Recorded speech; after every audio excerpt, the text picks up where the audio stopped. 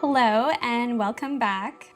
So actually at the time of this recording, it has been several months since I recorded the original experiments. The paintings that I did for this test series, I did back in October 2019. But then life kind of got in the way and I'm about ready to get back to the watercolor again, but I needed to record this final segment for the video series where I discuss what I did and what lessons I learned. I realized that I never did talk about this painting. I really liked this one. I had a lot of fun with the colored pencil. I liked the contrast of the blue colored pencil with the pink watercolor. I was really just experimenting, so I tried doing things like applying a bit of a texture on the outside here. I think maybe that was not the place to apply that texture. I think I need to play around maybe in a sketchbook and doodle some so that I can come up with different marks that I can use in pieces like this. One of the things I really like about this painting is that within certain areas you have some interesting shapes going on. So for example, within this flower here, we have some blue shapes and some pink shapes. And you can see the layering of washes which left these hard edges as they dried. I think I will definitely incorporate that into the next painting.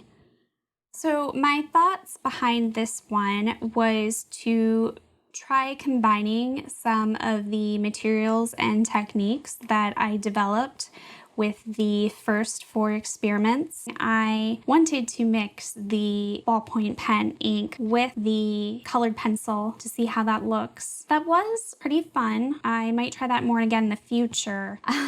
I'm not really sure what was going on here. I was just playing and seeing if I could add some kind of decorative line work to the piece. I'm not entirely happy with how that turned out, but that's okay because this was an experiment after all. I think one of the biggest lessons I learned from this is that I definitely want more contrast in my work. You don't necessarily have to have white to have a high contrast image, as long as your darkest values are much darker than your lightest values. However, if I am not using any black in these images, it will be much easier for me to achieve good contrast if I at least incorporate white into the painting. For a long time, I actually really liked low contrast paintings. I liked the idea that if a painting was hanging on the wall and the viewer was some distance away from it, the painting would appear as almost a solid block of color. And it would only be when the viewer stepped closer to the painting that the details would emerge. That's definitely one approach to painting, and if it's done intentionally, I don't think there's anything wrong with that. But tastes change, and I'm leaning towards higher contrast in my paintings. I have to say, I don't think I'm any closer to figuring out what inking style I prefer. Definitely like the change from thick to thin lines in here. I like decorative line work, but I still really like these thin, crisp lines. I don't know, maybe I'll just switch between the 2 approaches as I see fit. Maybe I will play more with this approach. We'll just have to see. I decided I'm not in any rush to redo the wallflower painting. I actually want to do some videos of sketching in my sketchbooks and I can experiment some more. I actually bought a small set of gouache that I want to play with.